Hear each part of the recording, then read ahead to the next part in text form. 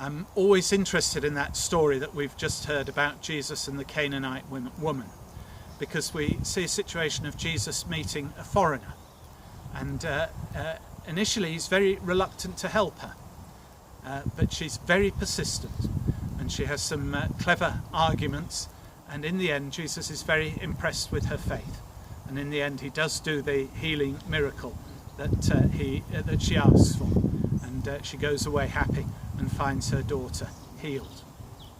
And that story, it has a great deal in common with another story where Jesus meets a foreigner a little bit earlier in the Gospel, Matthew chapter 8. He's approached by a centurion, someone from the Roman army, so very definitely someone from beyond Israel, someone who's not a Jew. And in this case, there are a lot of similarities between the two stories. So both the centurion and the Canaanite woman, as they approach Jesus, they call him Lord. So they recognize him as of immense power, an immensely important person, someone to whom they must be subjected. And this is a very significant thing. Many people in Israel don't recognize Jesus as Lord at this point. So they approach him in that way. Both of them are seeking healing for someone else. So the centurion's seeking healing for his servant. The Canaanite woman is seeking healing for her daughter. Both of them have a conversation with Jesus, and both of them impress him with their clever words. And in both cases, Jesus praises their faith, and he acknowledges great faith. And in both cases, Jesus is forced to talk about Israel, because he's very mindful that these people are from beyond Israel. And he reflects, as he does the miracle that they want, he reflects on the implications in relation to Israel. And in both cases, the healing miracle happens remotely. We don't actually see the person in the story. The person who's healed is far away, and the narrator never seems to see them. But in both cases they're healed, and in both cases they report back afterwards saying they were healed at that very hour when Jesus said. So this theme of Jesus with foreigners, it's a big theme in the New Testament. And it starts really with stories like this, but as the New Testament goes on, it becomes bigger and bigger, because it becomes slowly clearer and clearer that the salvation that to which God's called us in Jesus is a salvation for everyone. It's not just a salvation for the Jews. And this is really quite a revolutionary thought, especially for the Jews who've always been brought up as God's chosen people.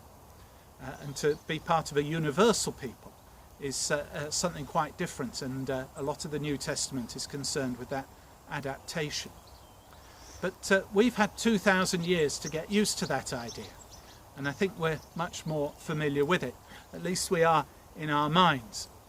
And I think sometimes we slip back into a certain parochialism. It's much easier to deal with the people who are very like us. I think sometimes the Church of England sort of behaves as though salvation is for middle-class English people, and it lacks sometimes that wider universal dimension.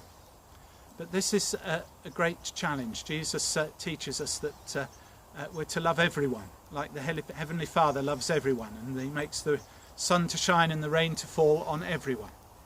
And we're all called to his eternal kingdom. And our hearts have to grow to be like the heart of Jesus, to love everyone, even those who are very different from us, those from different languages, nations, races, people very different from us. And it is a question of growing the heart, and it's an exercise, I think. The other day I met a wonderful lady from Malaysia, a wonderful Christian lady, very inspiring Christian lady, and she's lived in this country for decades. So on the face of it, very similar to us. But I still, as I spoke to her, was very aware of deep cultural differences, and I had to sort of make space in my heart to take those on. And I was aware as I spoke to her as well of some of the sufferings and difficulties of where she's come from. And I have to somehow make space in my heart to take those on, absorb those things. And I think that kind of discipline makes our hearts grow and is very good for us. And it prepares us for the life of heaven, where we know that there'll be people of all languages, nations and races, as it's reported to us in the book of Revelation.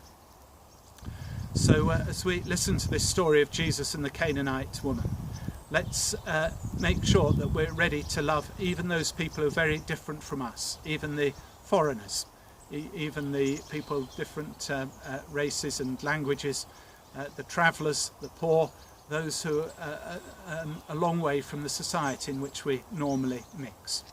But let's do it, making sure that our heart grows in line with the love of God, and that like God we can grow into this universal love for all humanity, and we can be made ready to be good citizens of the kingdom of heaven. Amen.